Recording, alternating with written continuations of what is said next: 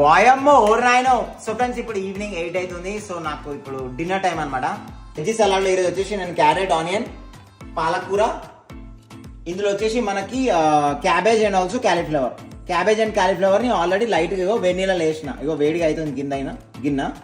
ఎందుకు వెన్నీళ్ళలో వేసిన అంటే మనకి దీంట్లో క్యాలీఫ్లవర్లో కానీ క్యాబేజ్లో కానీ పురుగులు ఉంటాయి. సో వీలైనంత వరకు హాట్ వాటర్లో పెట్టి ఒక 5 minutes పెట్టిన తర్వాత తీసి వేసుకుంటే బెటర్.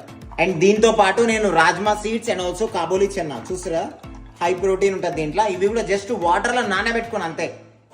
సో ఇప్పుడు నేను ఆనియన్ ఇంకా క్యారెట్ అయితే తురుముతున్నాయి చూసారా.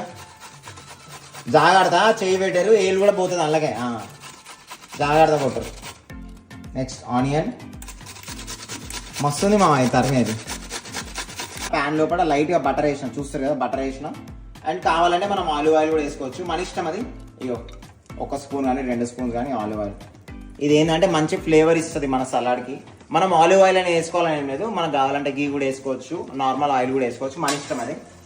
సో నేను ఫస్ట్ ఏం చేస్తా అంటే స్పినాచ్ చేస్తా. Spinach Popeye the sailor man. Olive oil and also మనకి బటర్ దీనికి ఆ ఫ్లేవర్ అనేది తగులుతుంది. So rajma seeds and also kabuli chana. వాయమ్మో ఓర్నాయన. ఇది 3 to 5 minutes లోపలే మనకు అయిపోవాలి ఆ ప్రాసెస్ మొత్తం. ఎక్కువసేపు ఉందనుకో మనకు దీనిలో ఉన్న న్యూట్రియన్స్ మొత్తం వెళ్ళిపోతాయి, గుర్తుపెట్టుకోండి. సో చూసారా, దీనికి మొత్తం డంపింగ్ చేసేస్తున్నా. ఇట్లా కలిపేసుకొని ఒక 2 to 3 minutes జస్ట్ క్యాప్ పెట్టేసేయండి స్టీమ్.